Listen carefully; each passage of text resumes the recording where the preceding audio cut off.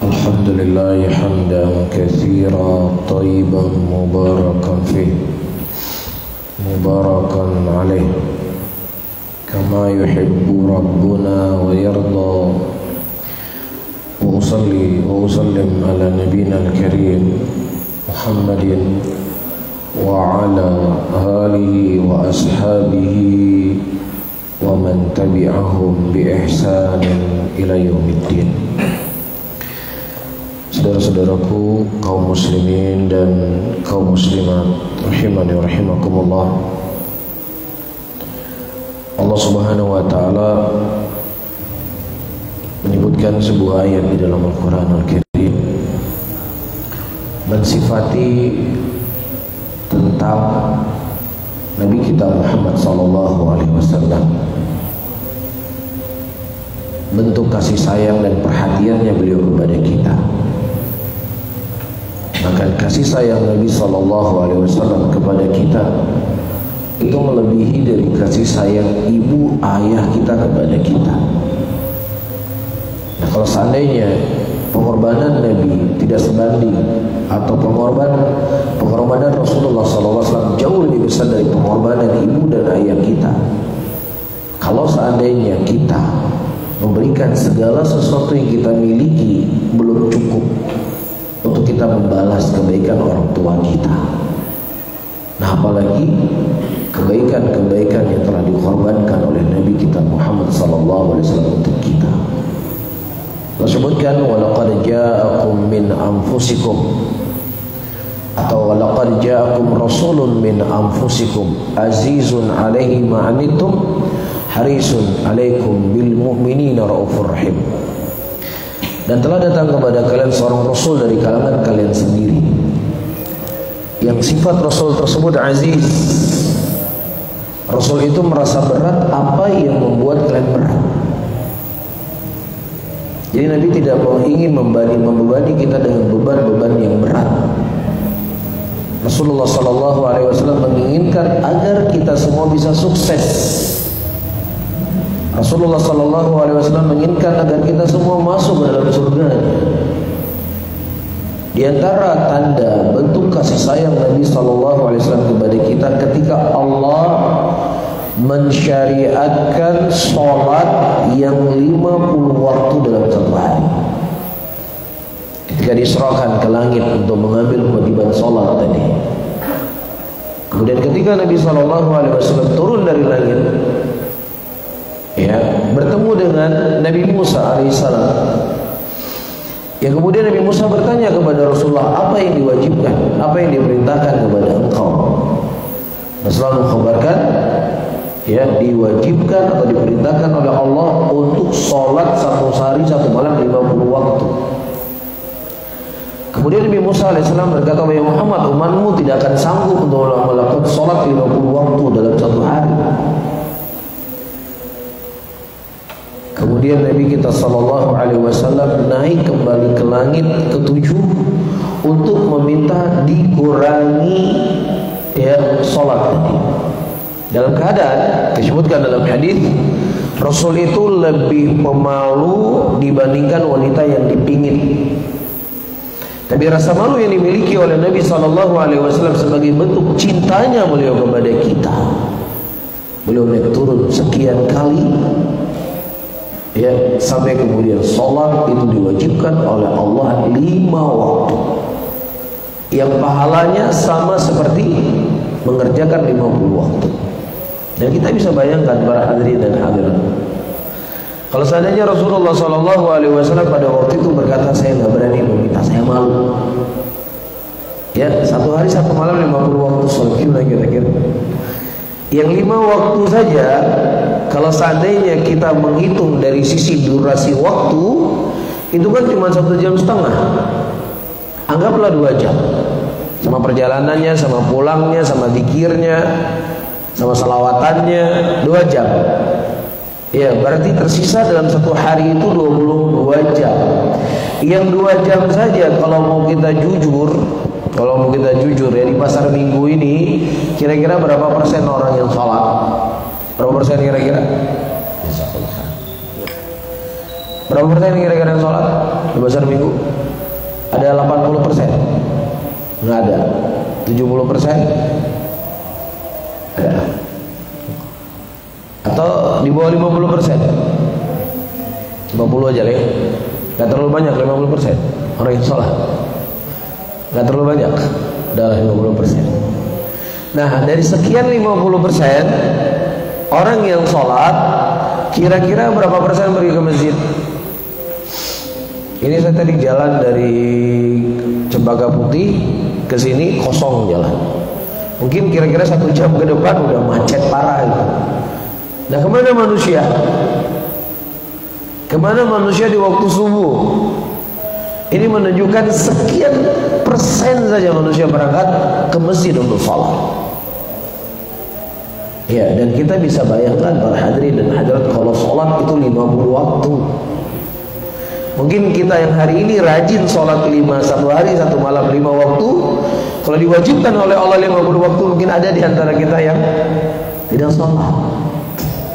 Tetapi kasih sayang Nabi kita Muhammad sallallahu alaihi wasallam, yang beliau takut umatnya semakin banyak berdosa karena meninggalkan sholat, beliau siap naik turun untuk meminta pengurangan dari Allah Rabbul Alamin. Begitu juga ketika Allah telah menetapkan bahwasanya sholat 1 hari 1 malam 5 waktu. Dan pada waktu itu Nabi kita Muhammad sallallahu alaihi wasallam beliau sholat malam di bulan Ramadan, yang kemudian beliau melakukan berjamaah dengan beberapa sahabatnya di beberapa malam pada waktu itu. Dan kemudian Rasulullah SAW meninggalkan ibadah yang mulia ini bersama muslimin dikarenakan takut dan khawatir Allah akan mewajibkan lagi salat tarawih. Allah akan wajibkan lagi salat malam di bulan Ramadan, sehingga dikhawatirkan akan semakin besar lagi beban yang akan ditanggung oleh umat beliau, yang mana semakin banyak beban tadi dikhawatirkan dia tidak melakukan kewajiban, sehingga akan melemparkan dia dalam nerakanya Allah Rabbul Alamin. Dan di sana sekian banyak hal-hal yang menunjukkan cintanya Nabi kita sallallahu alaihi wasallam kepada umatnya. Ya, siapa yang tidak tahu tentang kisah Rasulullah sallallahu alaihi wasallam berdakwah ke Taif? Ya, setelah meninggal paman beliau dan meninggal Khadijah radhiyallahu taala anha, inilah tahun-tahun kesedihan Nabi Muhammad sallallahu alaihi wasallam. Iya, dan orang-orang musyrikin setelah meninggal Abu Thalib, mereka semakin kuat mengganggu Nabi Muhammad sallallahu alaihi wasallam. Dan Rasulullah sallallahu alaihi wasallam mencari tempat yang baru untuk bisa diajak manusia di sana kepada Allah. Berangkatlah beliau ke Taif, yang mana Rasulullah sallallahu alaihi wasallam berpikir penduduk Taif akan menerima dakwah beliau, walaupun penduduk negeri beliau sendiri menolak dakwah beliau tadi. Ternyata ekspektasinya Nabi kita sallallahu alaihi wasallam sangat jauh pada waktu itu. Justru orang-orang Taif mengusir Rasulullah sallallahu alaihi wasallam dan melempari beliau dengan kotoran. Itu membuat sedih Nabi kita sallallahu alaihi wasallam. Di tengah kesedihan beliau datang malaikat, dan malaikat itu menawarkan kepada Rasulullah untuk menghimpit mereka di antara gunung yang ada di Taif.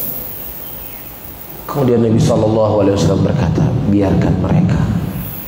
Mudah-mudahan ada di antara mereka orang-orang yang akan menyembah Allah Subhanahu wa taala.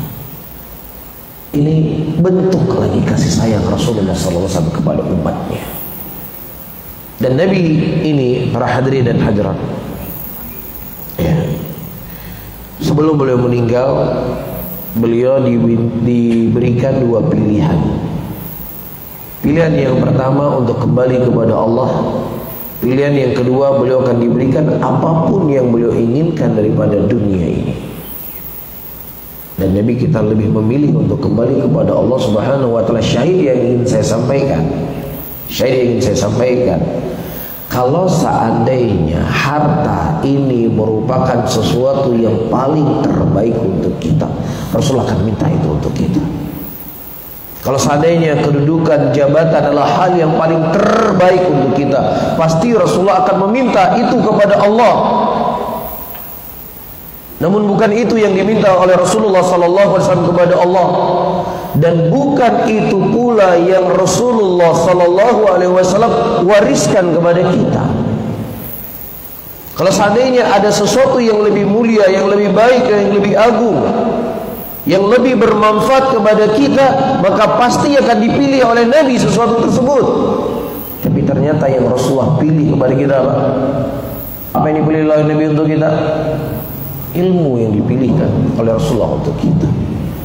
Innal anbiya, sesungguhnya para nabi itu tidak mewariskan dinar dan juga tidak mewariskan dirham, tetapi nabi itu mewariskan ilmu. Jadi ilmu inilah sesuatu yang paling terbaik untuk kita. Ilmu ini yang paling bermanfaat untuk kita. Ilmu ini untuk kebaikan dunia dan akhirat kita. Sehingga disinilah ada pembuktian cintanya kita kepada Nabi SAW, sejauh mana kita bersemangat dalam menggali warisan beliau. Logikanya begini para hadirin, supaya lebih mudah untuk kita memahami apa yang ingin saya sampaikan. Ada seorang ayah yang dia bekerja siang dan malam, ya, agar ada yang dia warisi kepada anak istrinya. Kan begitu? Boleh nggak ayah dan ayah berusaha mencari nafkah untuk mewarisi sesuatu untuk keluarganya? Nggak ada masalah. Ya, jadi para hadirin, beda ya pandangan motivator dengan pandangan fikih. Kalau pandangan motivator, ayo sedekah, sedekah, sedekah, habiskan semua sedekah, nanti Allah akan ganti lagi. Ya, ini pandangannya motivator. Tapi kalau pandangannya fikih, nggak demikian. Ketika Sa'd bin Abi Waqqas radhiyallahu ta'ala anhu sakit, dan kemudian beliau berkata, saya adalah orang yang memiliki harta yang sangat banyak, dan kemudian dia ingin menginfakkan harta yang beliau punya di jalan Allah, ya, setengah dari harta beliau, dan dilarang oleh Nabi SAW. Nah, kalau motivator, kalau seandainya ada orang menginfakkan hartanya setengah, kalau bisa jangan setengah, semuanya diinfakkan di jalan Allah. Ngapain lagi ente buat hidup atau bawa apa kita tinggalkan? Semua ente akan kita tinggalkan, ente akan mati. Ente sedekahkan yang akan mengalir pahalanya semua kepada kamu, kan gitu. Itu motivator. Tapi Rasulullah SAW ketika Sa'd bin Abi Waqqas ingin menginfakkan hartanya setengah, dilarang oleh Nabi, kemudian dia menginfakkan hartanya sepertiga. Rasulullah mengatakan sepertiga sudah cukup banyak. Ya, berarti 2/3 untuk keluarganya. Dan Nabi berkata, dengan engkau meninggalkan anak dan istrimu dalam keadaan berkecukupan, itu lebih baik daripada kau tinggalkan mereka dalam keadaan meminta-minta. Baik. Nah, datang dalam hadis yang lainnya, Abu Bakar Siddiq radhiyallahu ta'ala anhu pada waktu itu beliau mensedekahkan seluruh hartanya. Dan kemudian ditanya oleh Nabi SAW, apa yang kau tinggalkan wahai Abu Bakar? Abu Bakar radhiyallahu ta'ala anhu menjawab, aku meninggalkan untuk diriku dan keluargaku Allah dan Rasulnya. Dan Rasulullah memberikan izin kepada Abu Bakar Siddiq untuk menginfakkan hartanya seluruhnya. Nah, sekarang di antara dua hadis yang saya sebutkan tadi, seakan-akan terjadi ya Bang, kontradiksi kan? Betul nggak? Terjadi kontradiksi. Nah, supaya nggak ngantuk, pagi-pagi harus sering ditanya-tanya nih, supaya nggak ngantuk. Bagaimana cara menjamak keduanya? Ya, nah kalau seandainya ada satu hadis saling bertentangan, itu kan harus dijamak kan? Bagaimana cara menjamak di antara keduanya? Nah, ada yang tahu? Atau yang ngantuk-ngantuk? Biar nggak ngantuk lagi. Paham nggak?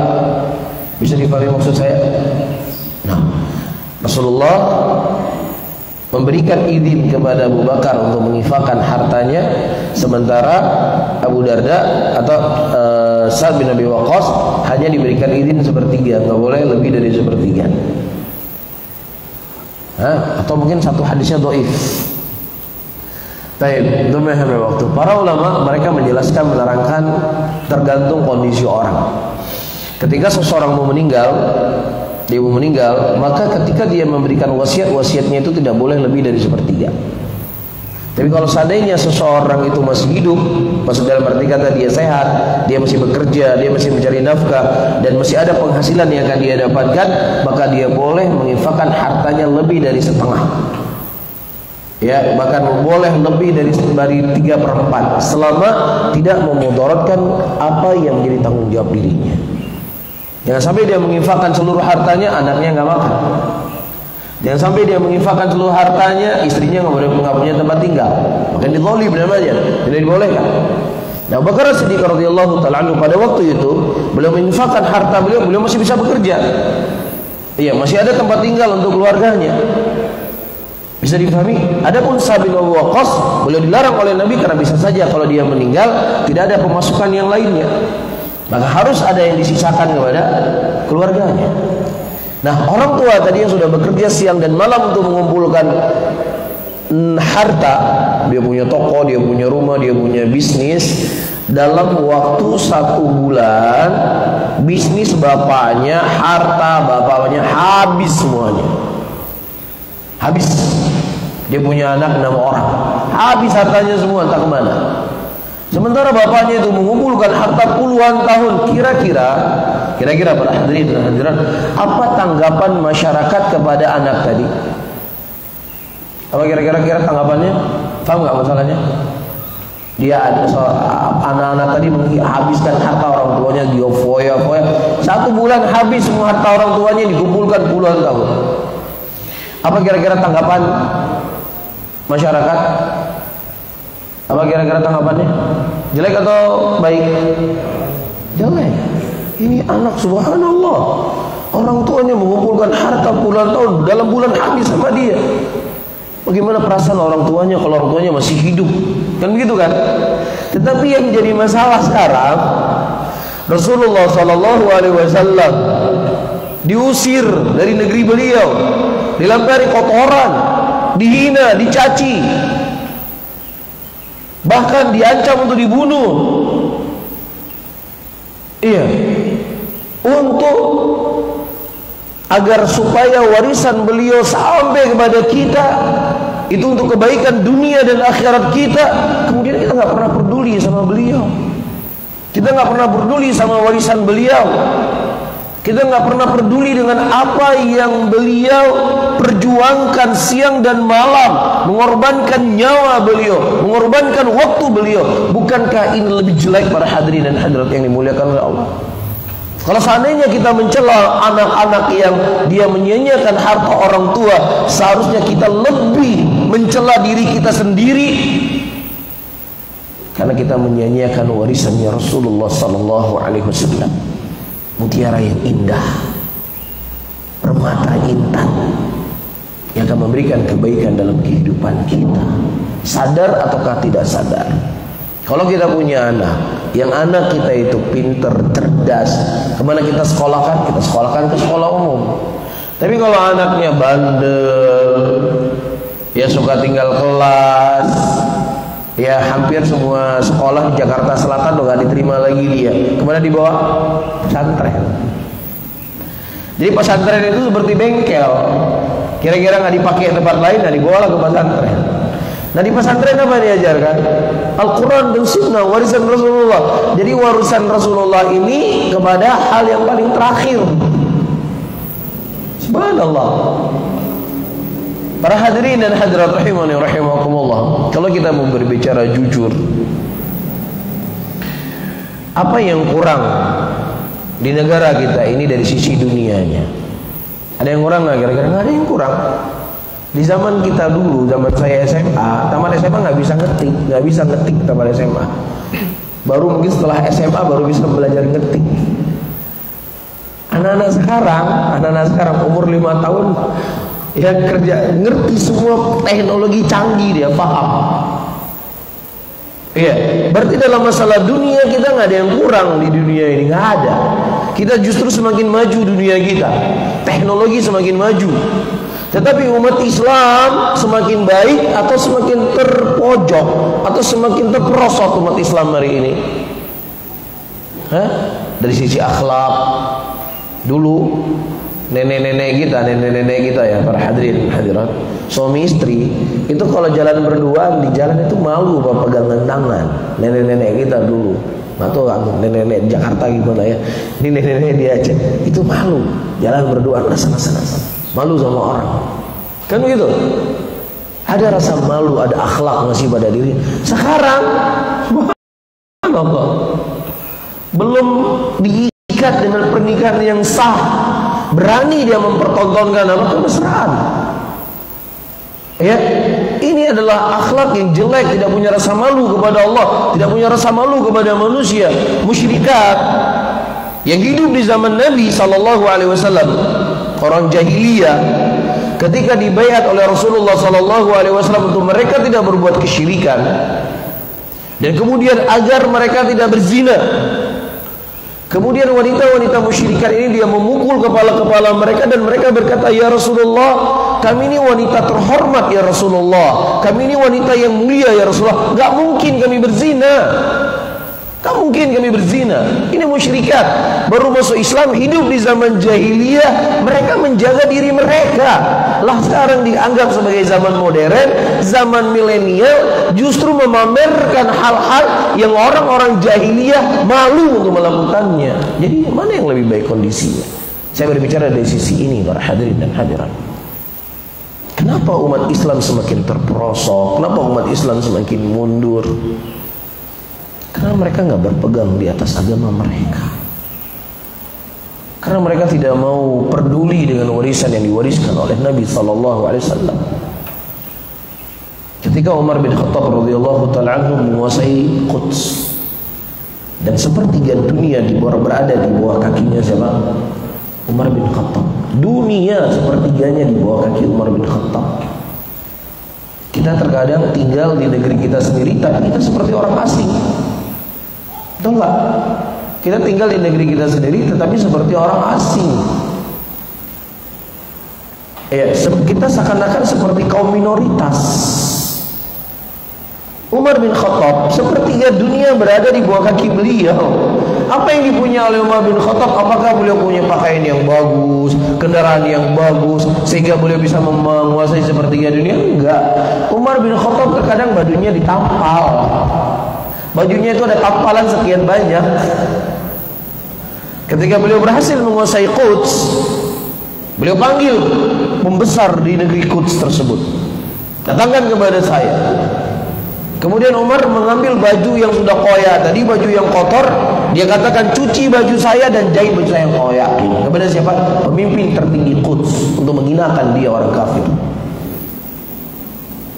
Kemudian pemimpin ini berkata, "Wahai Umar, kalau engkau ingin dimuliakan di tempat ini, kamu jangan naik unta, kamu naik kuda." Apa kata Umar bin Khattab? "Nahnu qaumun a'azzanallahu bil Islam." Kami adalah kaum yang Allah muliakan kami dengan Islam. Mulianya kami, kuatnya kami, bukan bagusnya kendaraan kami. Mulianya kami, kuatnya kami bisa menguasai kalian, bukan bagusnya baju yang saya pakai. Baju saya koyak, ditampal sekian tampalan, kendaraan saya juga sederhana, tetapi kami menguasai kalian dikarenakan kami berpegang teguh di atas Islam. Kekuatan kami ada pada Islam, kekuatan kami ada pada warisan Rasulullah sallallahu alaihi wasallam. Itu menjadi kunci. Makanya Rasulullah menyebutkan dalam hadisnya, "Idza tabayatum bil 'ina wa akhadtum aznabal baqar wa raditum biz zara' wa taraktumul jihada sallallahu alaihi mudhullan la yanzi anha hatta turaju ila dinikum." Perhatikan, Rasulullah sudah mengkhabarkan ini ribuan tahun yang lalu. Ribuan tahun yang lalu sudah dikhabarkan oleh Nabi, dan hari ini terjadi. Idza tabayatum bil 'inah, apabila engkau melakukan transaksi dengan cara 'inah. Transaksi inah salah satu jual beli sistem riba. Jadi kalau misalnya saya pinjam uang 1 juta, kemudian dikembalikan 1.200.000, riba enggak? Riba enggak? Saya pinjamkan uang 1 juta, saya meminjam uang 1 juta, nanti saya kembalikan 1.200.000, riba kan? Orang paham semua riba. Tapi bagaimana caranya saya mencari hilah agar menghindar daripada riba tadi? Cari hilah, bukan cari cara syar'i supaya selamat, enggak, tapi untuk mencari mengelabui. Bagaimana caranya? Saya butuh uang tadi kan 1 juta. Cuman kalau saya pinjam uang harus kembali 1.200.000. Nah, caranya saya menjual HP. Ini saya jual HP ya. Berapa harga HP-nya? Misalnya saya jual HP dengan harga 2 juta. Baik. Ya, saya dijual HP 2 juta. Saya ambil ini 2 juta ya HP-nya. Tapi 2 juta, tapi saya belinya secara kredit. Tapi saya beli secara kredit. Kemudian HP saya dibeli lagi oleh orang yang menjual. Faham? Dibeli lagi sama dia, yang kemudian jadi 2.500.000. Jadi sebenarnya dia pinjamkan uang kepada saya 2 juta, nanti saya kembalikannya berapa? 2.500.000. Cuman pura-pura jual beli HP. Nah, kalau kita beli HP 2 juta, kita jual 2.500.000, boleh atau enggak? Boleh enggak? Boleh kan? Tapi kalau kita pinjam uang 2 juta, kita kembalikan 2.500.000, riba atau tidak? Riba. Nah, jual beli ini cuma sekedar hilah saja untuk menghalalkan riba tadi. Tetap juga haram namanya. Karena kamu nggak jual HP yang kamu telah transaksi yang kita sebutkan tadi cuman settingan saja. Sebenarnya pingin pinjam uang 2 juta, kembalikan 2.500.000, HP pura-pura jual beli. Iya, 20 tahun yang lalu atau 30 tahun yang lalu para hadirin, orang kalau membeli sesuatu dengan cara riba, itu kan beli rumah kan, beli apalagi beli mobil, taib, iya. Nah, hari ini beli baskom, beli celana dalam pun pakai sistem riba, semuanya pakai riba hari ini, dari hal yang paling kecil sampai hal yang paling besar. Ya, sebenarnya kalau kita jujur juga, kalau kita jujur ya, apa yang menjadi sebab jalanan Jakarta itu menjadi sangat macet dibandingkan 20 tahun yang lalu? Kira-kira apa? Apakah perekonomian masyarakat Jakarta meningkat? Atau apa sebabnya? Ribanya dipermudah. Betul nggak? Ribanya dipermudah. Mungkin dulu kalau beli mobil dengan cara kredit, dia harus kasih DP mungkin 50% dari harga mobil. Jadi kalau harga mobilnya 250 juta, dia harus membelikan dulu 125 juta. Hari ini uang 5 juta bisa ambil mobil. Betul nggak? 5 juta, 10 juta dia bisa ambil mobil kredit, mobil Avanza mungkin 10 juta. 10 juta cukup. Iya, makanya di zaman-zaman pas Covid kemarin itu orang kebingungan bayar kredit, stres hidupnya. Ya, dan banyak mobil pada waktu disita. Karena memang kebanyakan mobil di jalan itu semuanya pakai kredit, semuanya pakai hutang, dibelinya dengan cara riba. Betul nggak? Nah, jadi bagaimana cara menghindari macet di Jakarta? Nggak mesti tunggu bulan Ramadan.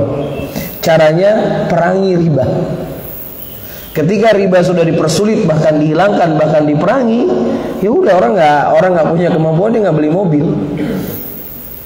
Nggak dia beli mobil, 10 juta bawa mobil ke rumah. Uang 500.000 bisa beli motor.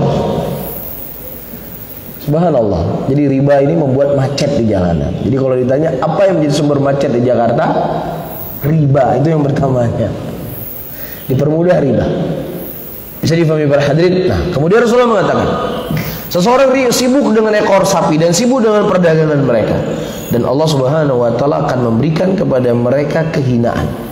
Dan kehinaan itu tidak akan pernah ditarik oleh Allah sampai semua mereka kembali kepada agama Allah. Jadi solusinya apa? Mempelajari kembali warisan yang diwariskan oleh Nabi SAW, dan kemudian mempraktekkan dalam kehidupannya sehari-hari. Iya, kita tidak ingin memberikan hadis ini atau kita arahkan kepada orang di luar sana, tapi kita arahkan pada diri kita sendiri. Teman-teman semuanya, kita arahkan pada diri kita sendiri. Allah telah memberikan kepada kita hidayah, mengenal sunnah Rasulullah SAW. Allah telah memberikan hidayah kepada kita akan mulianya ilmu agama, akan mulianya warisan Nabi SAW. Dan kemudian coba kita timbang diri kita. 10 tahun yang lalu dengan hari ini, mana lebih semangat kita mempelajari warisan Rasulullah SAW? Mana kira-kira? Mana yang lebih semangat? 10 tahun yang lalu atau hari ini? Kalau 10 tahun yang lalu mungkin antum tinggal di Jakarta Selatan, ada kajian mungkin di daerah Jakarta Timur sana, dalam keadaan macet antum berangkat. Iya, bahkan mungkin ada kajian di Jogja, kajian di mana-mana, antum berangkat. Hari ini terkadang kajian di samping rumah berat kita berangkat. Tahu nggak? Berat. Ya, apalagi kita mau berbicara ke Jakarta Barat, ke Jakarta Timur, ke Tangerang. Kajian di samping rumah kita malas untuk kita berangkat. Padahal ya, ketika kita sudah melewati 10 tahun, berarti jatah hidup kita di dunia ini sudah berkurang berapa tahun? 10 tahun. Ketika sudah berkurang berarti sudah semakin dekat dengan kubur. Seharusnya semakin dekat dengan kubur semakin rajin kajian. Semakin dekat dengan kubur seharusnya lebih menatah hati, karena ujian sudah semakin dekat.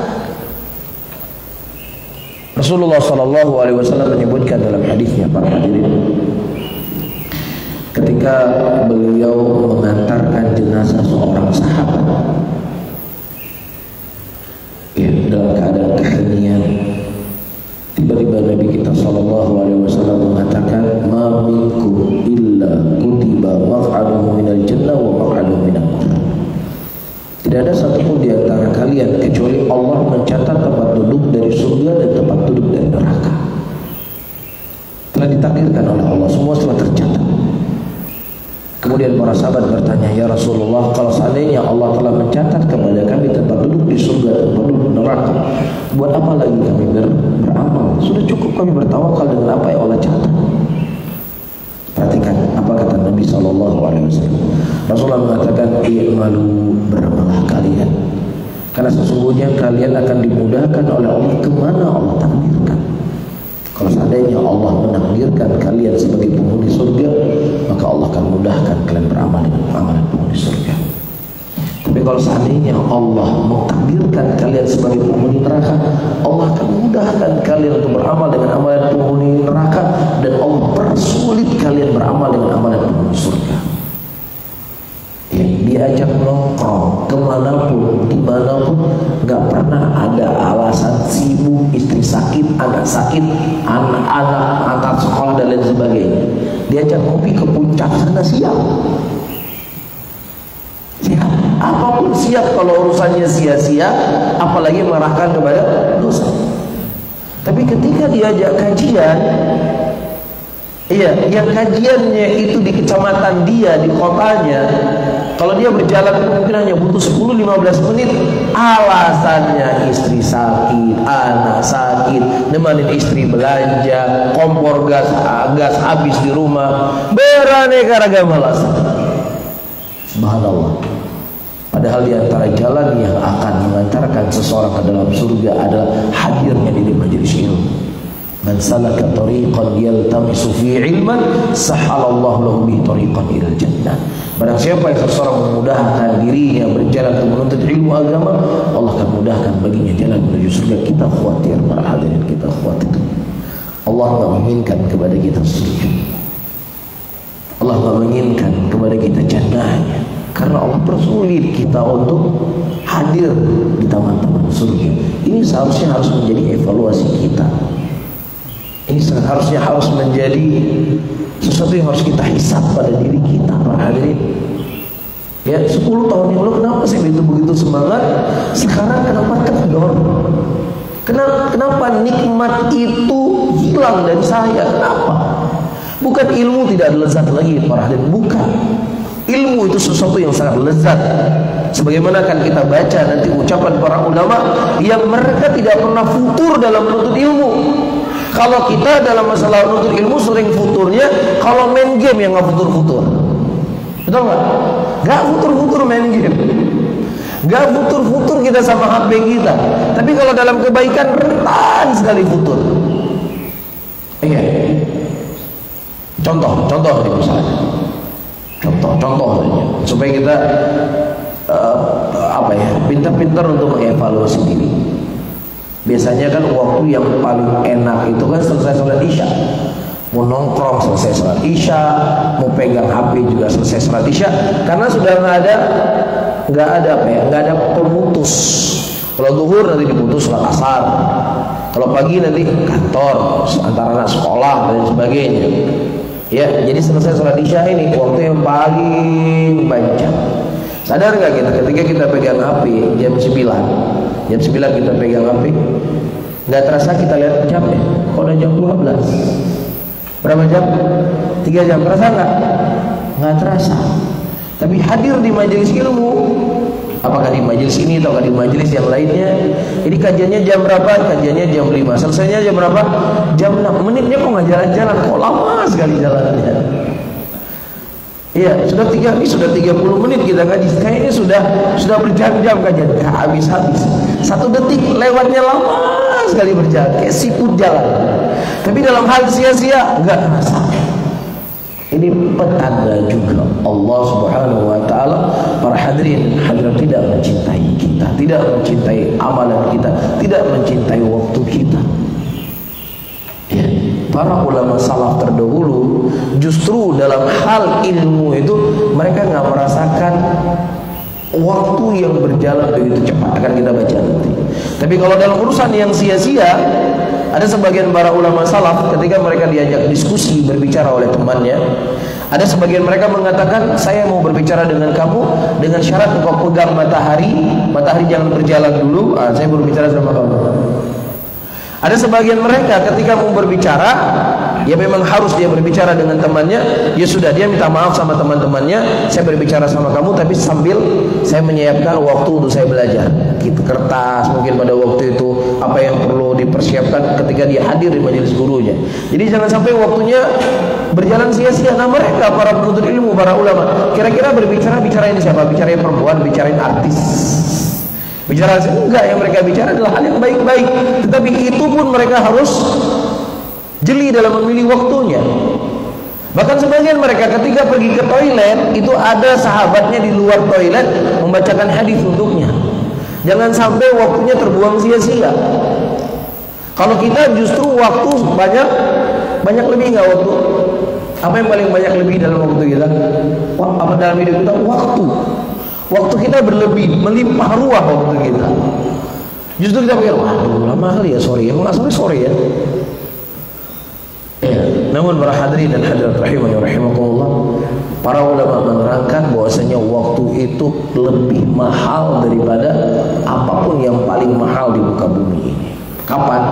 Mungkin hari ini kita nggak merasa. Kapan itu akan kita rasakan? Ketika kita mati. Dan kemudian Allah timbang amalan kita kelak di yaumul qiyamah. Faman thaqulat mawazinuhu fahuwa fi 'ishatin radiyah wa amma man khaffat mawazinuhu fa ummuhu hawiyah. Barang siapa timbangan amalan seseorang itu lebih banyak kebaikannya, di dalam surga. Tapi justru ketika amalan kejelekannya itu yang lebih banyak, dia berada dalam neraka. Khayalkan kalau seandainya amalan kejelekan kita itu hanya sedikit saja terpaut dengan amalan kebaikan. Kalau seandainya kita sempat mengucapkan astagfirullah, dosa kita diampunkan oleh Allah, maka timbangan amalan kebaikan lebih berat. Atau kalau seandainya kita mengucapkan alhamdulillah wala ilaha illallah Allahu akbar, maka timbangan amalan kebaikan kita akan lebih berat dan kita akan masuk surga. Kita cuma butuh waktu setengah menit. Kita cuma butuh waktu 30 detik untuk mengucapkan astagfirullah atau mengucapkan alhamdulillah wala ilaha illallah Allahu akbar. 30 detik enggak? Bisa menambah amalan kebaikan kita dan kemudian kita akan masuk dalam surga. Apakah kita mau menjual, membeli setengah menit ini dengan apa yang kita miliki dari harta kita? Kalau kita punya 1 ton emas kita simpan, mau nggak kita beli setengah menit 1 ton emas yang kita punya? Mau nggak? Mau. Dengannya kita bisa selamat. Cuman Allah nggak butuh 1 ton emasnya kita. Allah nggak butuh dengan harta kita. Waktu sudah selesai. Sudah tidak ada lagi waktu beramal. Disitulah kita akan merasakan para hadirin dan hadirat bagaimana mahalnya waktu tersebut. walaupun hari ini kita tak sadar, namun akan tiba suatu saat kita akan sadar pentingnya waktu. Allah sebutkan di dalam Al-Quran Al-Karim, Rabbirji'uni la'ali amalu salihan fima tarak. Ya Rabbku, kembalilah aku ke dunia supaya aku bisa beramal soleh dari apa yang aku tinggalkan dari dunia, apa yang telah aku tinggalkan dari amalan soleh. Jadi dia minta kembali ke dunia bukan mau tidur di kasur empuknya, bukan ingin bertemu dengan istrinya, bukan ingin bertemu dengan anak-anaknya. Dia ingin kembali ke dunia supaya bisa beramal soleh dari apa yang dulu dia tinggalkan. Berikan kepada saya satu menit saja. Ya, oleh karena itu sebelum itu semuanya terjadi para hadirin, Allah enggak meminta kepada kita duduk di masjid 20 jam, 24 jam untuk mendengar ilmu, enggak. Ada waktunya kalian bekerja, ada waktunya mencari nafkah, ada waktunya untuk bersantai. Setidaknya harus ada setiap hari waktu kita untuk ilmu. Kenapa? Karena hati kita ini begitu cepat berubah. Ya, hati kita cepat berubah. Kita jangan berbicara tentang diri kita yang masih sangat banyak kekurangan. Para sahabat Nabi SAW yang hadir di majelisnya Rasulullah, yang mengajarkan mereka manusia yang paling terbaik di muka bumi ini. Sesuatu yang datang dari Nabi, sesuatu yang datang dari hati, pasti juga masuk ke dalam hati. Ya. Ada sebagian sahabat mereka pulang ke rumah mereka, bertemu dengan istri mereka, bertemu dengan anak-anak mereka. Apa yang tadinya diingatkan oleh Nabi SAW terlupakan oleh mereka. Tadi ketika hadir dari majelis Nabi, seakan-akan surga ada di depan mereka, seakan-akan neraka ada di depan mereka. Begitu khusyuknya mereka. Pulang ke rumah itu semuanya lupa. Mereka nggak berbuat dosa, mereka nggak berbuat maksiat. Lingkungan mereka bukan seperti lingkungan kalian kita hari ini, bukan. Kita keluar sedikit dari rumah sudah kita lihat wanita nggak pakai, wanita menembak auratnya. Ya, bahkan dari dalam rumah kita terdengar musik, sehingga banyak hal yang menghalangi kita dari kebaikan, yang mengeraskan hati kita. Ini para sahabat Nabi hadir di majelis Nabi. Lingkungannya seperti yang kita sebutkan tadi, tetangganya Abu Bakar, tetangganya Umar, wanitanya seperti Aisyah. Tapi terluput dari mereka, hati mereka, apa yang mereka dengar tadi dari Nabi. Begitulah hati manusia. Kemudian Rasulullah SAW ketika ditanya, ya Rasulullah, kami ini munafik ya Rasulullah, kami ini munafik, di depan engkau kami begini ya Rasulullah, tetapi sesaat kami pulang ke rumah lupa semuanya. Kata Nabi, ya Handalah, ruwaidan. Ya Handalah, iman itu perlu dipupuk, perlu dikuatkan, selalu harus diberikan nutrisi, harus terus dijaga, harus terus disemai, harus terus disiram, harus terus diberikan vitamin. Kalau nggak hilang sudah. Kalau itu hati sahabat Rasulullah yang hidup di zaman seperti itu, yang gurunya Nabi SAW, tentunya kita harus lebih ekstra lagi menjaga hati kita para hadirin. Harus lebih ekstra menjaga hati kita. Nabi SAW menyebutkan di dalam hadisnya, badiru bil a'mali fitanan kakaqta'i lailil mudlim yusbihu rajulun mu'minan wa yumsi bihi kafiran. Segeralah engkau beramal, karena akan datang suatu fitnah, yang fitnah itu bagaikan potongan malam yang sangat gelap gulita. Di pagi hari seseorang itu mukmin, di sore harinya dia sudah kafir. Atau di sore harinya dia itu mukmin, di pagi harinya dia sudah kafir. Sampai 24 jam kan? Gak sampai 24 jam. Perubahan dari keimanan kepada kekufuran itu cuma beberapa jam saja bisa merubah keadaan manusia. Hasbunallahu wa ni'mal wakil. Begitu cepat perubahan dari kebaikan kepada kejelekan, itu seperti orang jatuh dari gedung yang tinggi, hilang. Tapi kalau kita mau memupuk iman kita, seperti naik tangga, lama prosesnya. Kan gitu. Ikut kajian pembahasan tentang sholat malam, mungkin sekali belum mempan, masih belum sholat malam. Mungkin berkali-kali baru ada semangat sholat malam, mungkin 2 rakaat, 4 rakaat, 5 rakaat. Padahal sudah dikaji tentang kemuliaannya, sekian majelis baru kita semangat. Tapi untuk berbuat maksiat, pernah nggak kita ada kajian bagaimana memanage diri agar lebih mudah berbuat dosa? Ada nggak? Ada pengajian? memanage berbuat dosa, bermanage supaya nggak futur dalam berbuat dosa, nggak perlu ada pengajian. Ya kiat-kiat nggak futur berbuat dosa. Kapan kita jauh dari majelis ilmu? Kapan hati kita tidak kita berikan nutrisi? Kapan kolbu kita tidak kita berikan vitamin? Disitulah hati kita akan terus terprosok ke bawah. Dan terkadang bukan futurnya cuma meninggalkan majelis ilmu, tapi futurnya bisa jatuh ke dalam kekufuran. Terlebih kita hidup di zaman-zaman seperti ini, para hadirin dan hadirat rahiman rahimakumullah. Maka orang yang dia cinta pada dirinya, cinta kebaikan untuk dirinya, ya dia akan selalu berusaha untuk menjaga kolbunya. Dan tidak ada sesuatu yang paling baik untuk menjaga kolbu seseorang kecuali hadirnya dia di majelis ilmu. Saya akan baca di sini beberapa kondisi dan keadaan para ulama salaf kita yang mereka tidak pernah futur dalam menuntut ilmu, nggak pernah futur. Kalaupun futur terkadang tapi muncul semangat kembali. Dan perjuangan mereka dalam belajar itu sangat besar, nggak sebanding dengan perjuangan kita. Coba kita lihat. Disebutkan dari Abu Mas'ud Abdurrahim Al-Haji, Sami'tu Ibnu Thahir yaqul. Ya. Disebutkan oleh beliau, aku ketika menuntut ilmu hadis sempat 2 kali aku kencing darah. Kencing darah. Ya.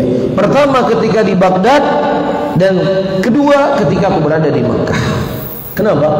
Kuntu amshi hafiyan fil har. Aku berjalan tanpa menggunakan sendal dalam kondisi Mekah atau Baghdad sangat panas pada waktu itu. Falahakani dzalik wa ma raqibtu dabbatan qad fi talab al-hadits.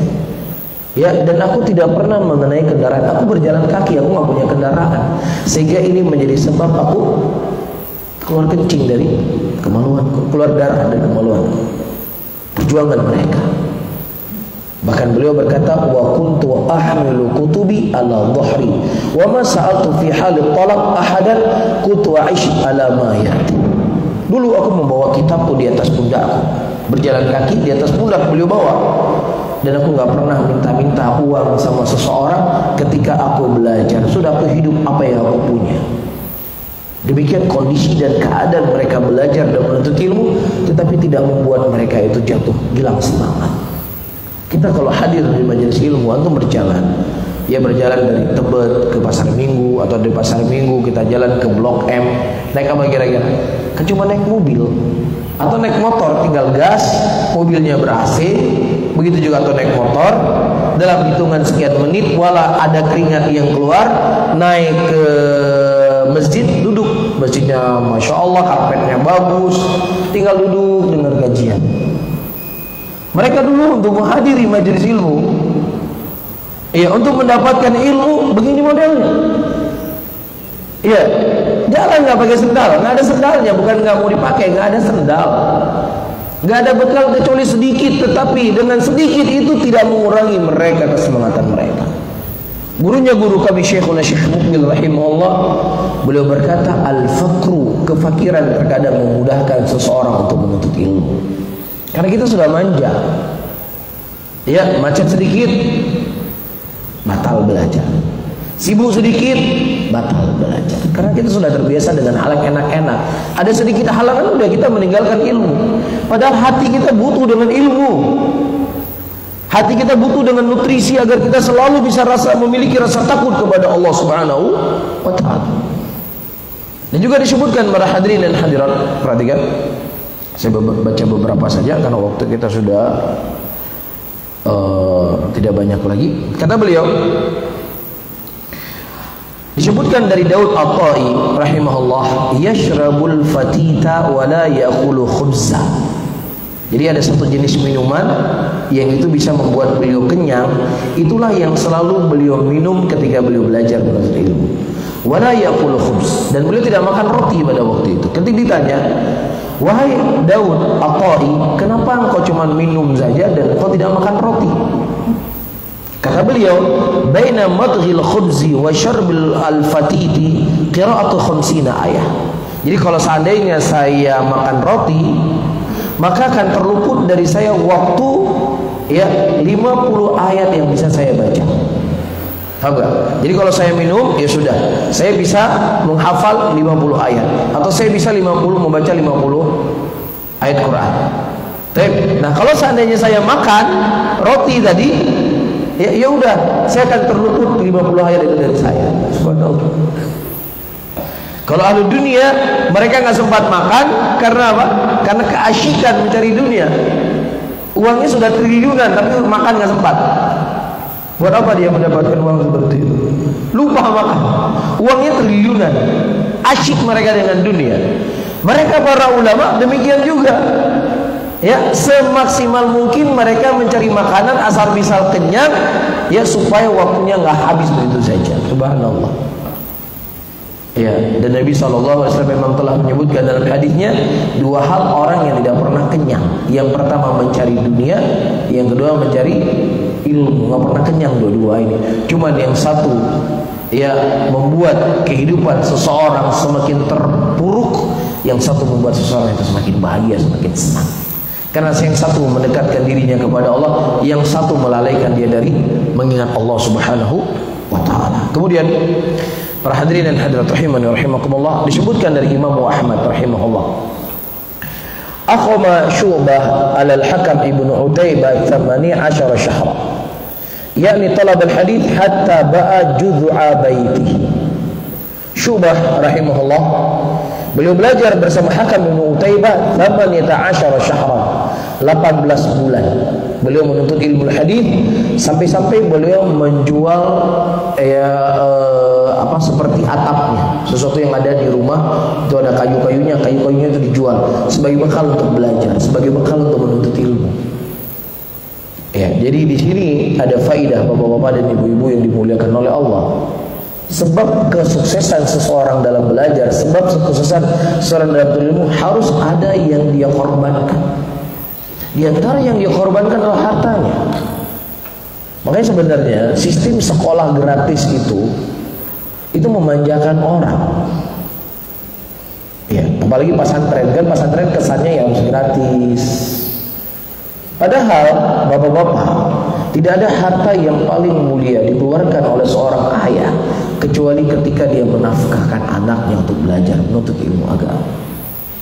Jadi jangan sampai pahala kita diambil oleh orang-orang lain yang membiayai anak kita untuk makan, yang membiayai anak kita untuk belajar agama. Jangan sampai. Biarkan kita yang mengeluarkan harta untuk anak kita agar pahalanya bisa kita dapatkan. Ada bentuk pengorbanan kita kepada anak kita. Coba kalian kita baca riwayat-riwayat yang datang dari para ulama kita.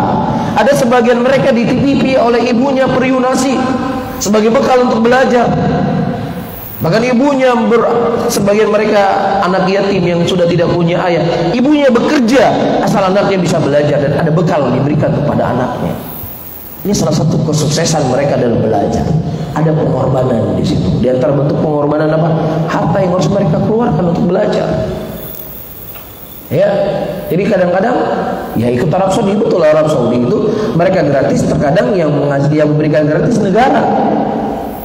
Iya, nah kita buat sekolah gratis, ya terkadang iman manusia bisa naik bisa turun, betul nggak?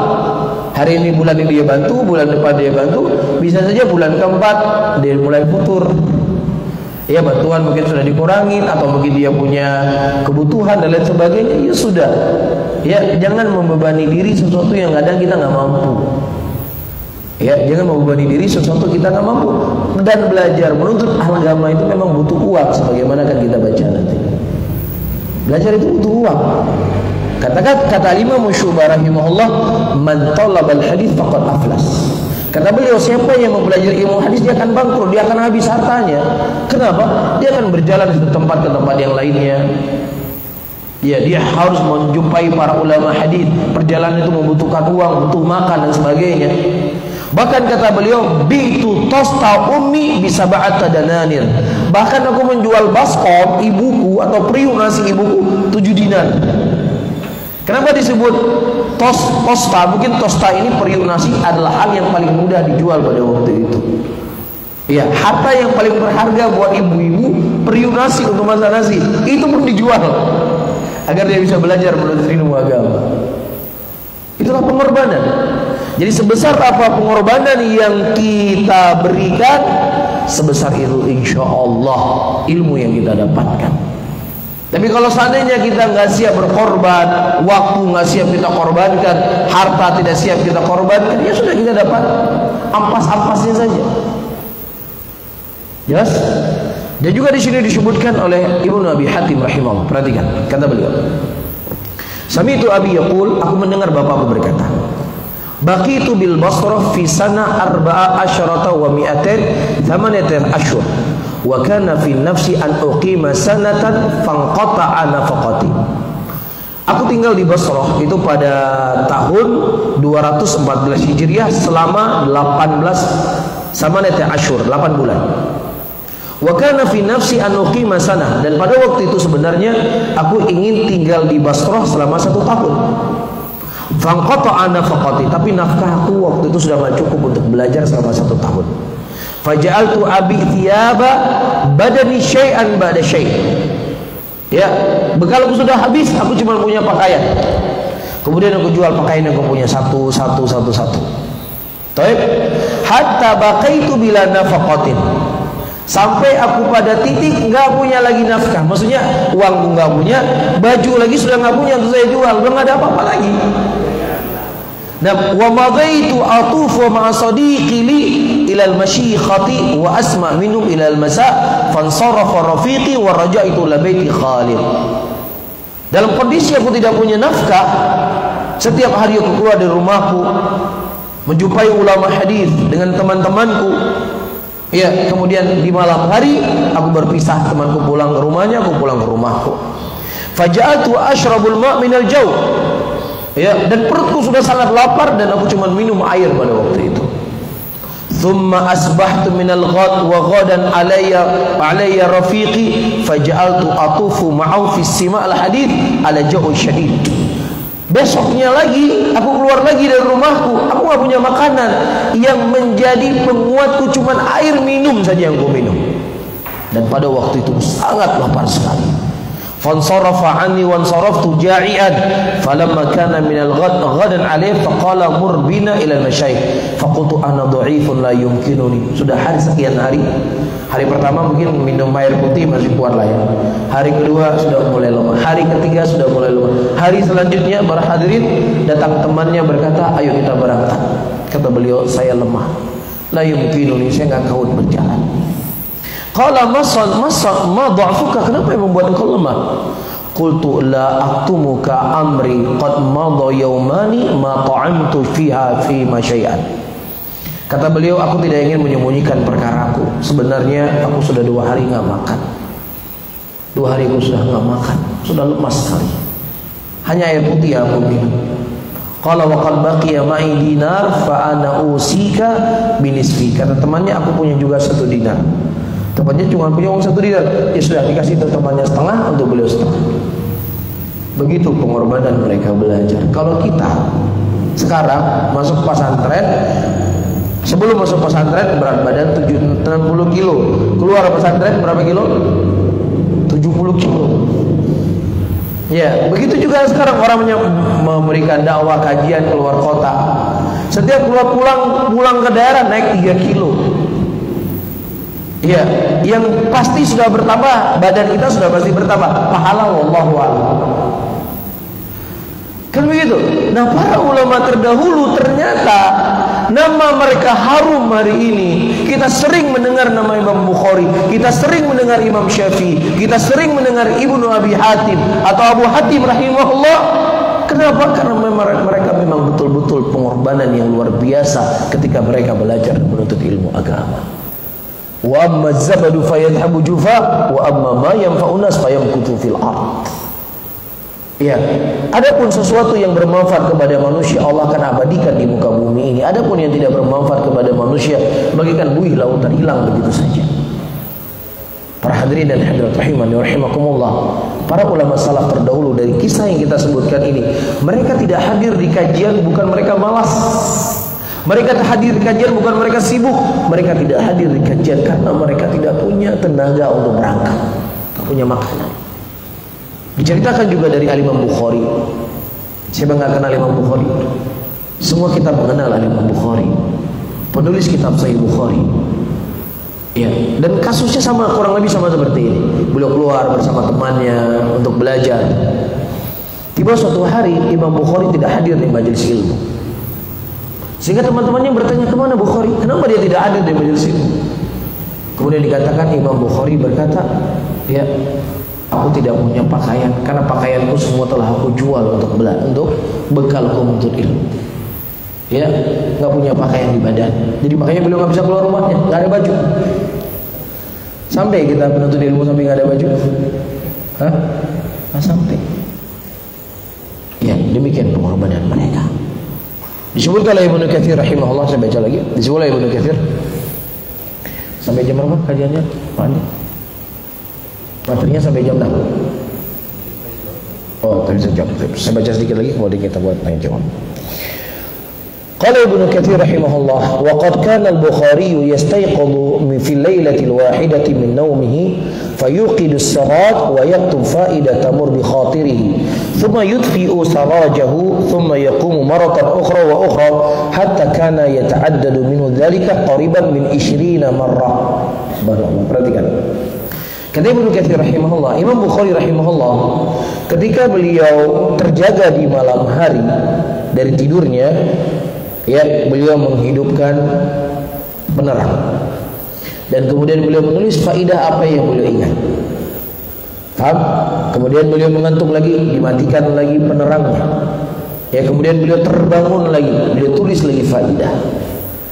Sampai-sampai kata Ibnu Katsir 20 kali Imam Bukhari dalam satu malam bangun tidur, bangun terjaga, bangun terjaga, bangun terjaga.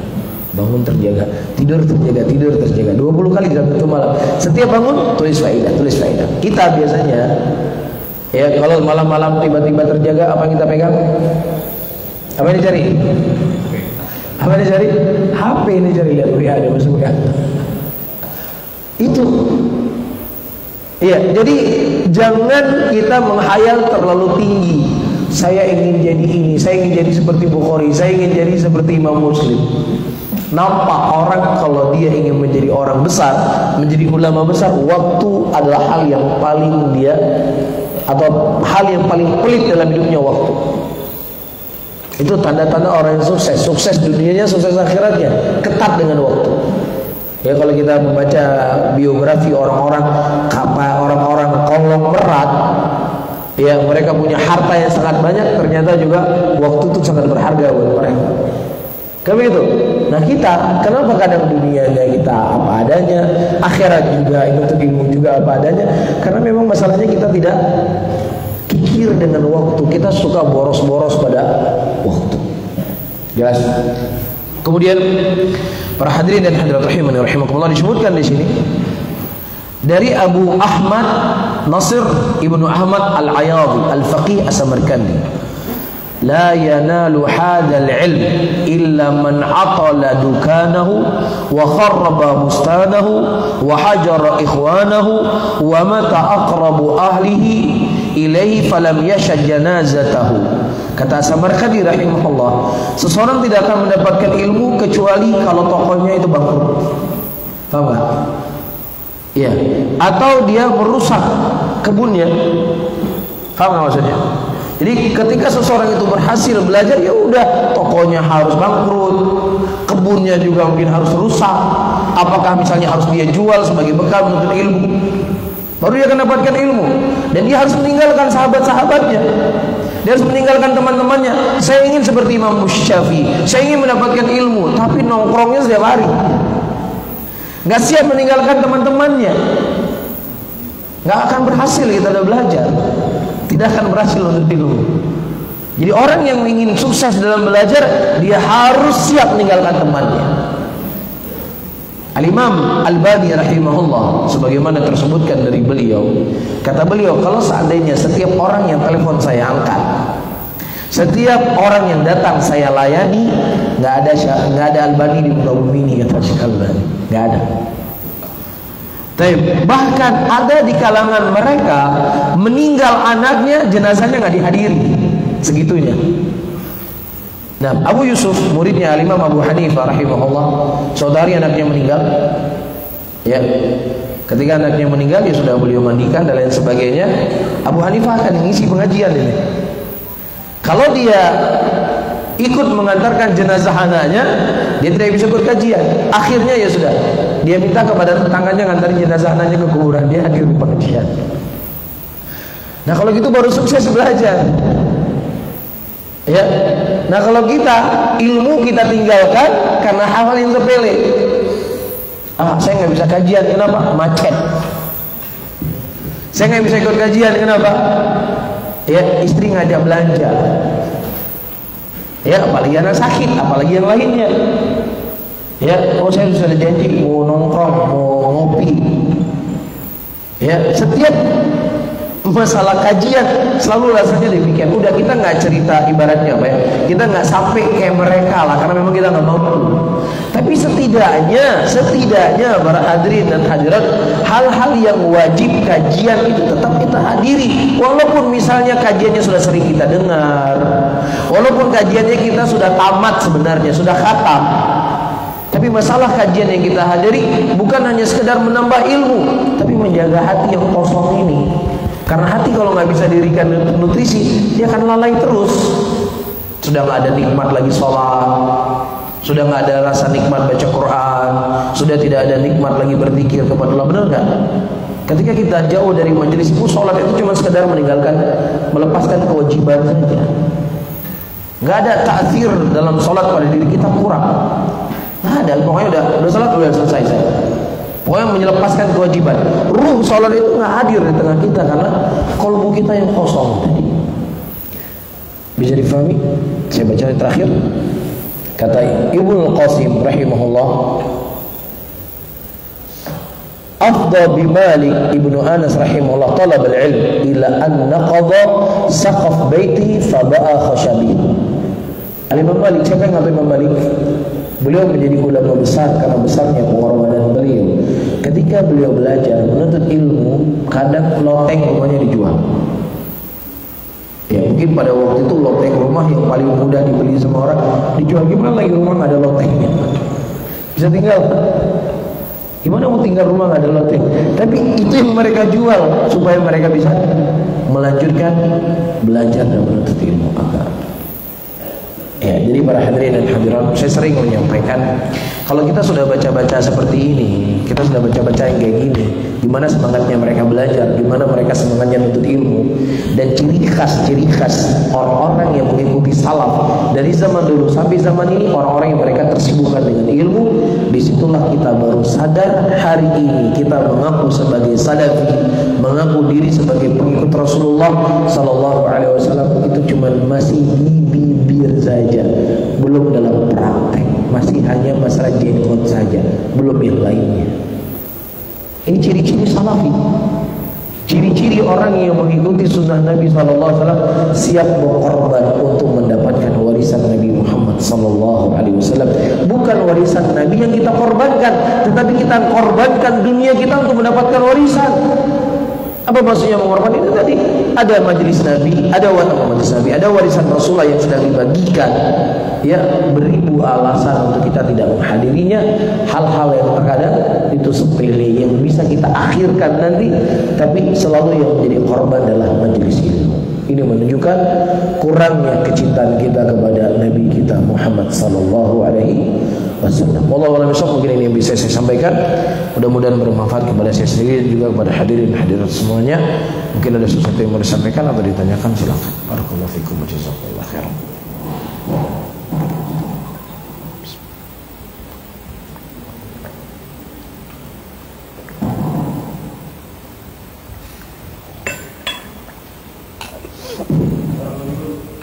Waalaikumsalam warahmatullahi wabarakatuh.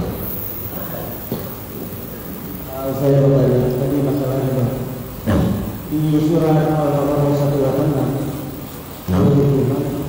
Wajah salah ibadah jadi kita waktu dari ibadah.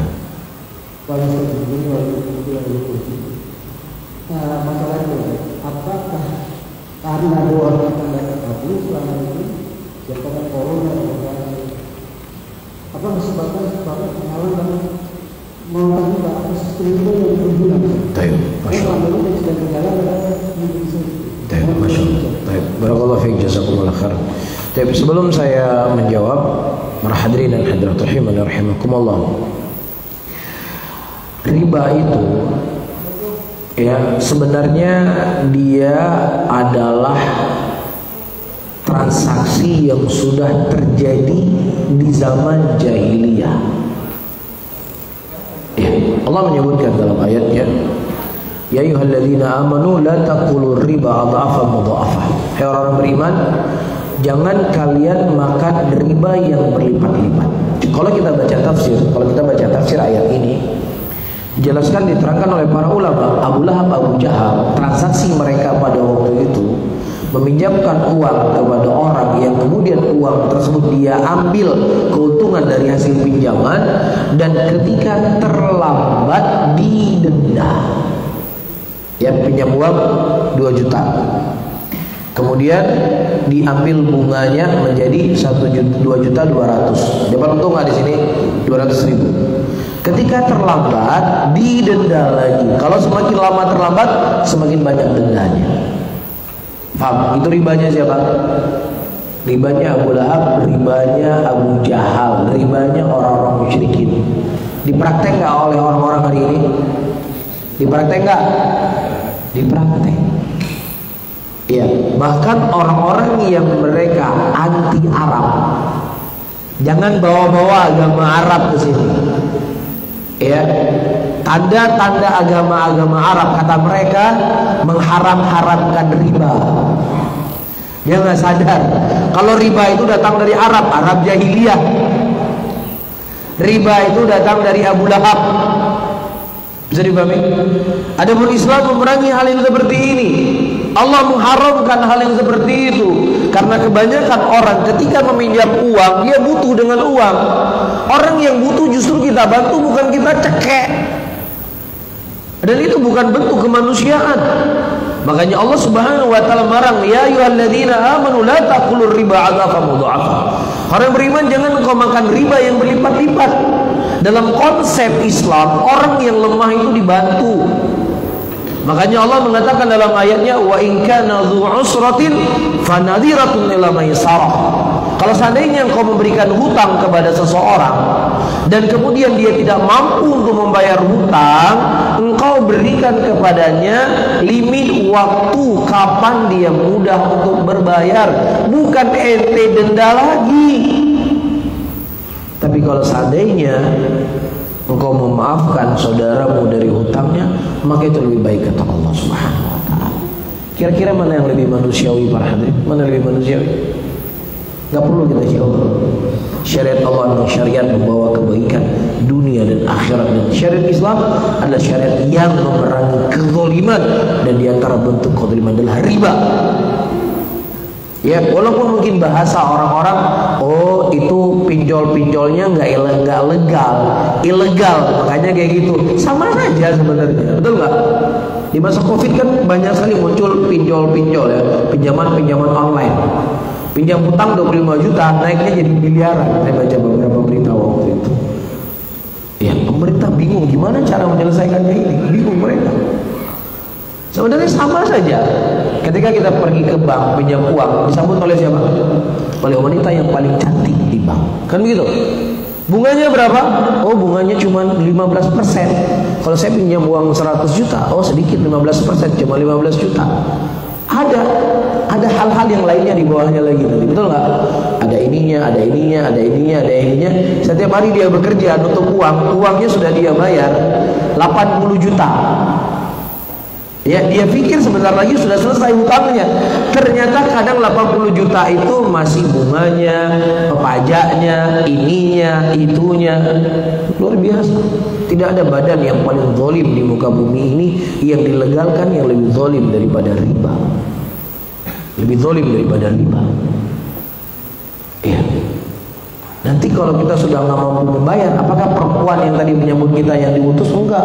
Laki-laki sudah badan tegap yang dikirim. Badan seperti tentara. Itu dikirim ke kita. Iya. Nah, kita mau lunasin saja, itu diambil denda nggak? Kita punya utang misalnya 100 juta, ya, yang kita sudah sepakat bayar 1 tahun. Cuman pada bulan kedua kita ingin lunasin. Apakah dia misalnya kurangi hutangnya dia karena kita cepat bayar, atau semakin ditekan? Setahu saya di bank itu kalau kita lunasin juga ada tahap apanya lagi yang harus dia bayar. Zolim dan zolim. Ya, dan Islam memerangi hal yang seperti ini. Karena Islam bukan agama yang membawa kezaliman, tapi Islam yang membawa agama kebaikan. Ya, dan bagaimana konsep hidupnya supaya kita tidak makan riba juga telah diberikan konsep oleh Rasul. Kata Nabi SAW, dalam urusan dunia lihat ke bawah, dalam urusan akhirat lihat ke atas. Kalau kita lihat ke bawah ke atas terus dalam urusan dunia, ya, disitulah akan terbuka pintu riba. Kita cuma mampu beli motor, ya, cuman lihat tetangga kita punya ini, punya itu, akhirnya maksa diri pinjam uang di bank, kemudian beli mobil. Coba dia lihat ke bawah. Saya punya motor, alhamdulillah. Tetangga saya cuma kemana-mana naik sepeda, alhamdulillah. Yang penting badan saya sehat, walaupun dengan motor saya sampai ke Aceh naik motor. Karena gitu, alhamdulillah, bersyukur sama Allah. Betul nggak? Harus begini konsep hidup kita. Nah, mari kita kembali kepada inti soal. Jelas di antara sebab Allah menghijabi doanya ketika banyak manusia makan sesuatu yang diharamkan oleh Allah. Dalam sebuah hadis Nabi SAW mengatakan ada seorang laki-laki dalam keadaan rambutnya acak-acakan, dalam keadaan safar, kemudian dia mengangkat kedua tangannya dan kemudian dia menyebut nama Allah. Ini semua sebab-sebab dikabulkan doa oleh Allah. Akan tetapi makanannya adalah makanan yang haram, minumannya adalah minuman yang haram. Bagaimana Allah akan mengabulkan doanya? Disebab dihalangi doa oleh Allah karena kita makan sesuatu yang diharamkan oleh Allah. Dan orang yang suka makan makanan haram itu akan berefek kepada anaknya, akan berefek kepada keluarganya. Kecuali siapa yang memang diselamatkan oleh Allah. Ya, orang-orang yang punya harta yang dia harta haram, apakah dari sisi riba ataukah korupsi oleh sebagainya, kita lihat bagaimana anaknya. Kita lihat anaknya. Jangankan kita berbicara sholat, jangan kita berbicara puasa, ibadah untuk akhirat, dunianya saja dia tak becus. Pengedar, konsumsi narkoba, hidup bebas, durhaka sama orang tua. Betul nggak? Kenapa? Karena harta yang haram yang dimakan berefek kepada akhlak mereka. Ini merupakan siksaan sebenarnya yang Allah berikan di dunia sebelum akhirat. Nasallallahu salamata wal afiyah. Wallahu a'lam. Ada yang lain? Silakan.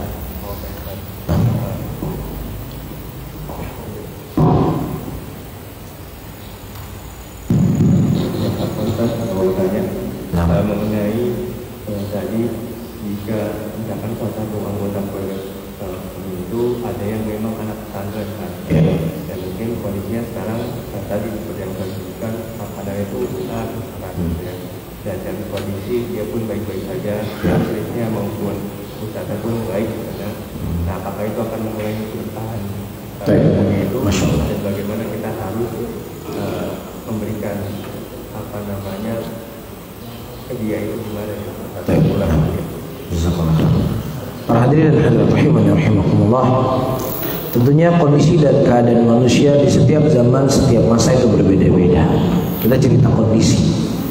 Kalau seandainya sistem belajar menuntut ilmu seperti yang kita ceritakan tadi, ada kira-kira mau belajar di zaman sekarang?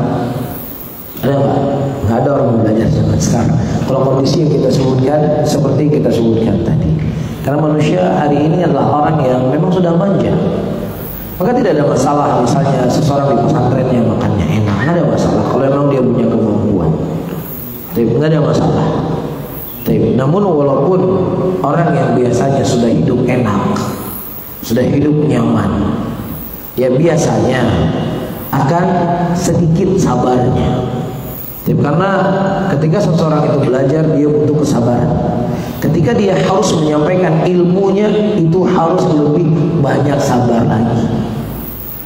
Dan disitulah butuh sesuatu hal yang ditempa. Jelas ya. Jadi anak-anak yang memang sudah terbiasa enak, ruangannya, tempat tidurnya empuk dan lain sebagainya, ketika nanti dia terjun ke lapangan, kadang-kadang sulit untuk bisa bersabar. Ya, ketika mendapatkan ujian dan mendapatkan cobaan di medan dakwah. Ya, namun saddidu wa qarribu. Ya, saddidu wa qarribu, terus berusaha, terus bersemangat, diarahkan kepada mereka. Ya, dulu para salaf, mereka nggak punya makan berhari-hari, terkadang mereka mengikat perut, mengikat batu di perutnya untuk bisa mendapatkan ilmu. Kita hidup dalam keadaan mudah, diberikan kemudahan oleh Allah. Oleh karena itu jangan sampai dengan kemudahan ini justru melalaikan kita. Justru dengan kemudahan ini kita harus semakin semangat belajar. Jadi perlu untuk diberikan semangat terus-menerus. Ya, jangan menjadi orang yang manja. Bisa saja suatu saat Allah mengurangi apa yang kita punya hari ini. Kita juga harus siap. Bisa dipahami ya? Jadi nggak ada masalah di pesantren makan enak dan sebagainya, nggak ada masalah karena itu perkara yang mubah. Cuma di sini kita ingin bercerita begitulah pengorbanan mereka. Ketika kita mendapatkan ujian, mendapatkan rintangan dalam belajar, jangan sampai kita memutuskan diri kita untuk belajar, terus kita belajar. Tapi ketika dalam proses belajar ada kemudahan dan kenikmatan, sudah kita ambil apa yang Allah Subhanahu Wa Taala mudahkan kepada kita. Itu mungkin kesimpulan yang ingin kita sampaikan dari kisah yang kita sebutkan tadi. Bukan berarti ketika pesantrennya nanti makanannya enak dan sebagainya, wah nggak berkah kamu makannya enak-enak, enggak. Kita nggak berbicara ke sana, tapi kita lebih kepada bersabar ketika kadang ada hal-hal rintangan dalam kita belajar.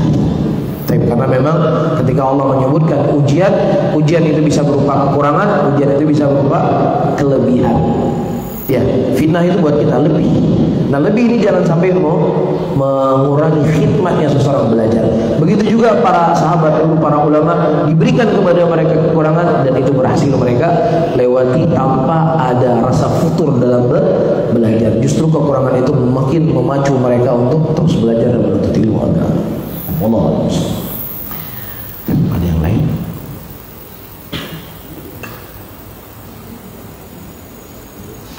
Kalau tidak ada, mungkin ini yang bisa saya sampaikan pada kajian di pagi hari ini. Mudah-mudahan bermanfaat untuk saya sendiri, dan kita berdoa dan memohon kepada Allah agar Allah selalu menanamkan rasa cinta itu pada diri kita. Dan kalau seandainya kita merasakan hari ini ilmu itu sudah tidak selezat dulu lagi, ini PR untuk kita semuanya. Bagaimana membangkitkan kembali kesemangat itu? Bagaimana kita bisa membangkitkan kelezatan hari awal pertama kita ikut kajian? Ingat di awal kita ikut kajian, bagaimana nikmatnya hati kita, bagaimana tenangnya jiwa kita ketika kita hadir di awal majelis. Karena kita bisa menangis. Tapi hari ini itu hilang semuanya. Saya ulang kembali, bukan ilmu itu tidak lezat, bukan. Tapi hati kita yang terkadang semakin banyak ilmu, semakin bermudah-mudahan untuk berbuat dosa. Oh, yang penting selama nggak syirik, selama ya bukan kekufuran, ya Allah Maha Pengampun. Dulu sebelum kita ngaji, sebelum tahu hal yang seperti ini, kayaknya kalau berbuat dosa takut sekali kan begitu. Setelah ikut kajian, oh dosa kecil, udahlah nanti sholat dengan sholat diampuni. Dosa besar, bukan syirik, tahta masyiatillah. Ya, jadi setelah dapat ilmu, justru jadi jembatan untuk berbuat dosa. Dulu sebelum tahu kaidah-kaidah seperti ini, ketika walaupun jatuh dalam dosa, tapi selalu takut. Inilah yang kita khawatirkan para hadirin dan hadirat. Kenapa ilmu itu sudah tidak lezat lagi pada qalbu kita? Atau mungkin banyak dosa-dosa, banyak maksiat. Mungkin bisa saja kita nggak berzina, kita nggak makan riba, ya, kita nggak membunuh nyawa manusia. Tapi dosa itu tidak hanya sebatas itu. Di antara juga bentuk dosanya, terkadang kita suka riba, ya, kita suka menjelekkan orang lain. Dan ini adalah hal-hal yang akan bisa mengeraskan hati kita. Atau bisa saja para hadirin dan hadirat, ketika kita diberikan hidayah oleh Allah, riyanya semakin kencang. Yang dulunya nggak pernah sholat subuh, sekarang sering sholat subuh ke masjid, muncul ria. Di sini di pasar Minggu ini cuma berapa orang aja sholat subuh, saya salah satunya. Tadinya kan nggak ada penyakit ini kan, ketika dia berhijrah muncul penyakit ini. Dan ria, ya, sum'ah atau apapun yang namanya penyakit hati, ini juga salah satu pengeras hati kita. Dan ketika hati kita sudah keras, kita tidak akan merasakan lezatnya belajar, kita tidak akan merasakan lezatnya beribadah kepada Allah, kita tidak akan merasakan lezatnya hati ketika mendengarkan ayat-ayat Quran dan hadis-hadis Nabi SAW. Sebagian para ulama ketika mereka mendengar ayat yas'alunaka 'anil mahid, ditanyakan kepada engkau tentang haid, menangis di antara mereka. Kenapa mereka menangis? Karena di situ ada keagungan dan kebesaran Allah. Dari tempat keluar darah haid, keluar darah nifas, keluar darah istihadah. Ya, darahnya beda, warnanya beda, semuanya beda. Keluar dari satu saluran. Ya, kemudian di situ juga keluar anak. Dari situ juga seseorang bisa menikmati apa yang Allah halalkan dari satu jalur. Dan ini tidaklah kecuali keagungan yang Allah dalam penciptaannya. Berpikir nggak kita hal seperti itu? Ya, kita kalau mungkin di luar negeri, saya nggak tahu, mungkin di Jakarta sudah mulai ya, pipa nanti ada airnya, ada gasnya, ada macam-macamnya kan. Itu kan salurnya beda-beda, nggak bisa satu saluran, keluar air di situ, keluar gas itu nggak bisa kan. Tapi subhanallah, ciptaan Allah dengan satu saluran keluar beraneka kencing, di situ keluar darahnya macam-macam.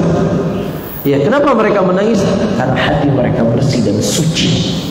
Umar bin Khattab pernah ketika beliau membaca sesungguhnya azabnya Allah benar-benar akan terjadi, beliau menangis sampai tangisan itu membuat beliau sakit, dan sakitnya beliau didatangi oleh manusia. Bukan sakit pilek. Orang sakit pilek kan nggak datangi kita. Ini sakit yang berat dikunjungi oleh manusia. Umar sampai segitunya. Kenapa? Itu bukan di awal beliau masuk Islam. Sampai akhir hayat beliau demikian kondisinya para sahabat. Rasa takut kepada Allah, rasa nikmat ibadah itu tetap melekat pada diri mereka karena jauhnya mereka dari dosa. Apakah dosa berupa fisik ataukah dosa berupa qalbu tadi. Nah, inilah cara agar kita bisa merasakan nikmatnya majelis ilmu, nikmatnya beribadah kepada Allah semaksimal mungkin kita menjauhi dosa. Apakah itu dosa fisik ataukah dosa jasmani ataukah dosa qalbu kita. Salah satunya riya, menghalang seseorang merasakan nikmatnya beribadah kepada Allah Subhanahu wa ta'ala. Sehingga kita bermohon dan meminta kepada Allah agar Allah wafatkan kita dalam kondisi kita selalu mencintai ilmu. Jangan Allah wafatkan kita sebagai mantan penuntut ilmu. Ya, amin ya rabbal alamin. Subhanallah bihamdika asyhadu an la ilaha illa anta astaghfiruka wa atubu ilaik. Wassalamualaikum warahmatullahi wabarakatuh.